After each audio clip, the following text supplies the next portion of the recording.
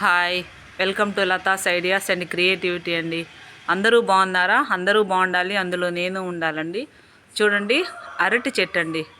చూడండి, అరటి గెల ఎంత బాగా కాసిందో చూడండి.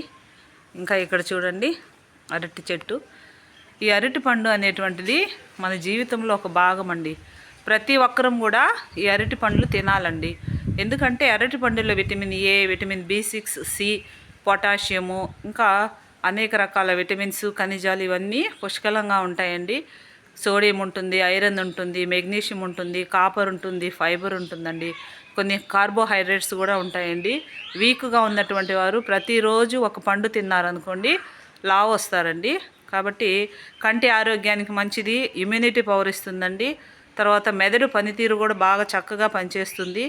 ఎన్నో యాంటీ ఆక్సిడెంట్స్ ఉంటాయండి. కాబట్టి ప్రతిరోజు కూడా మనము అరటిపండు తినాలండి.